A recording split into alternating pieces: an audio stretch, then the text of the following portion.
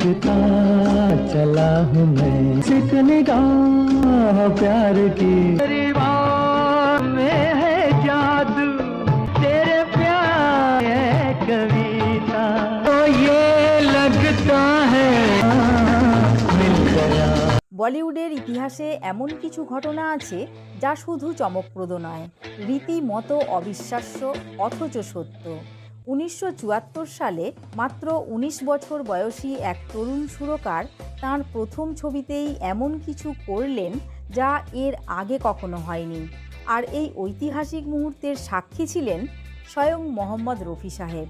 কিন্তু সেই সময় রেকর্ডিং স্টুডিওতে ঢুকেই রফি সাহেব হতবাক।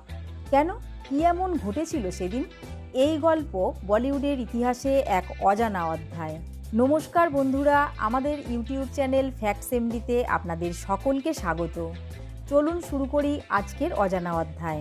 বলিউডে এমন অনেক কিংবদন্তি সঙ্গীত পরিচালক এসেছেন যাঁদের প্রথম কাজই ইতিহাস সৃষ্টি করেছে, কিন্তু তার মধ্যে কিছু গল্প থাকে যা শুধু ঐতিহাসিক নয়, রীতিমতো বিস্ময়কর। अपनी आँखों में बसाकर जी भर के तुझे याद करूं। আজ যার কথা বলছি তিনি আর কেউ নন, তিনি হলেন বলিউডের জনপ্রিয় সঙ্গীত পরিচালক রাজেশ রোশন। মাত্র 19 বছর বয়সে তিনি বলিউডে পা রাখেন, আর তাঁকে এই প্রথম সুযোগটি দেন কিংবদন্তি অভিনেতা ও পরিচালক মেহমুদ সাহেব। ছবির নাম ছিল কুঁয়ারা বাপ। এই মুভিটি পোলিও সম্পর্কে সচেতনতা বাড়ানোর জন্য তৈরি হয়েছিল।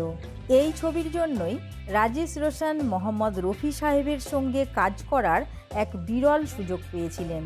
কিন্তু রেকর্ডিংয়ের সময় এমন কিছু হয়েছিল যা আজও বলিউডের ইতিহাসে এক অদ্ভুত ঘটনা হিসাবে স্মরণ করা হয়। हाय ये जबरदस्ती नाना की तरफ से 8 आने, ये मुंगोली नानी की तरफ से 1 रुपया।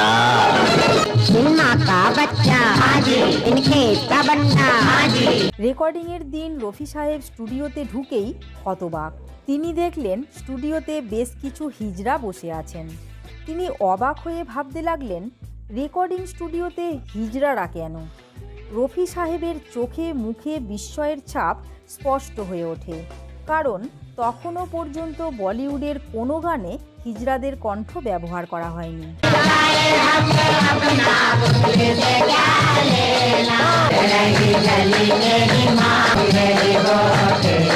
রফি সাহেবের বিস্ময় দেখে রাজেশ রোশন ও মেহমুদ সাহেব এগিয়ে এলেন।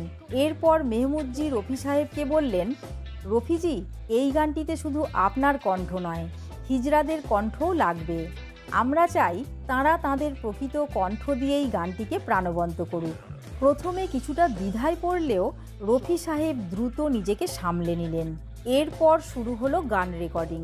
গানটি ছিল सजे रही गली मेरी माँ सुनहरी गोठे में, सुनहरी गोठे में अम्मा तेरे मुन्ने की गजब है बात। এই गाने मोहम्मद रफी साहेबेर संगे मेहमूदजी নিজেও গেয়েছিলেন। बारिश आई अंधियारी छाई, मैं वापस भागा आगे क्या बोलूं यारा, मैं पापी दिल से हारा। এটি ছিল বলিউডের প্রথম গান যেখানে হিজড়াদের কণ্ঠ অন্তর্ভুক্ত করা হয়েছিল।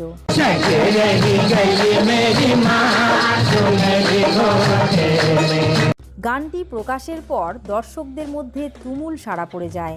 এই গান বিনাকা গীতমালার শীর্ষস্থানে পৌঁছেছিল। सजे रही गली मेरी माँ मेरी गोठे में, से हमको मतलब गुठली क्या लेना। मैं मंदिर पहुँचा बच्चा देखा, अंडा जैसा मुखड़ा की जैसे हाथ, रही गली मेरी माँ मेरी गोठे में। আর রাজেশ রোশন একমাত্র এই একটি গানেই তিনি বলিউডে নিজের আসন পাকাপোক্ত করে নিলেন। এরপর তিনি আমাদের দিয়েছেন জুলি, কাহো না প্যার হ্যায়, করণ অর্জুন, কালা পাত্থারের মতো সুপারহিট অ্যালবামগুলি। अम्मा तेरे मुन्ने की जब है बात, ये बंदा एक फंदा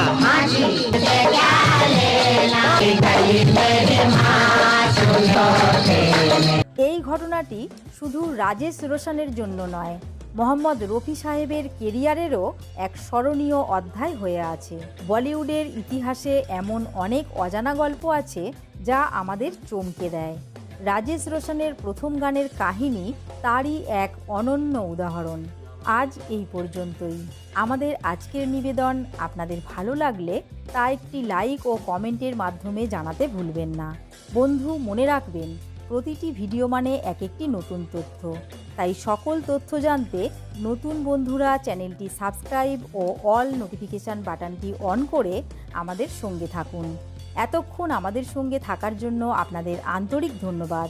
আমরা আবার ফিরে আসছি আরও একটি নতুন তথ্য নিয়ে।